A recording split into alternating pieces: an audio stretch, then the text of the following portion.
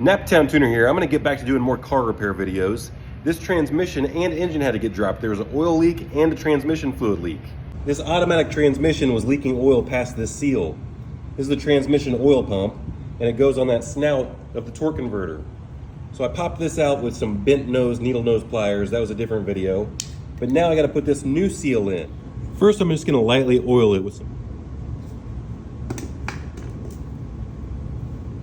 This is actually some engine oil stabilizer that I'm oiling it with.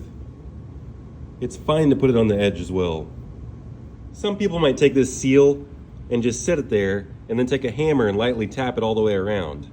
But I've got a couple different cups for my ball joint press, and I think it's a little bit better to actually put the cup on here and then tap it on evenly. But you really have to make sure that you're pressing on the very edge of the seal, where the metal is. If you go in the middle, or if you go close to the inside of the seal, you can distort it. And then you're back to pulling the transmission back out and replacing this thing. It has to be done properly. So if you'll notice, this one doesn't really fit on the edge. So it would be concaving this seal in. It would be a lot worse if it was actually more closer to the edge of the seal. This one might work, but this cup fits a whole lot better. It fits on the actual edge of the seal. So I'm gonna try to drop it into place as even as possible. And put the cup right here, and I'm gonna even put this other cup on top of it. And that's gonna help me really make sure it's straight. Just lightly tap it into place.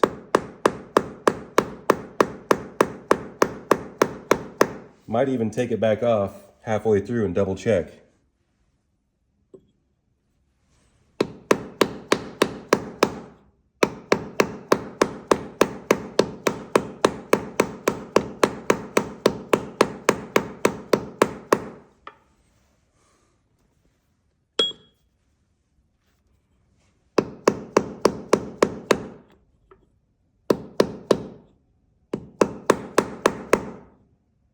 In my case, I'm gonna make sure it's flush all the way across. It's not dented or concaved. Now I'm ready for the next step. I got some 1500 grit sandpaper here, and I'm gonna lightly polish up this snout with oil. Just very, very lightly. I was never able to feel any grooves with my fingernail. If it was a customer car, I still would have suggested replacing the torque converter along with the seal, but we're gonna try it out. I think it should be fine.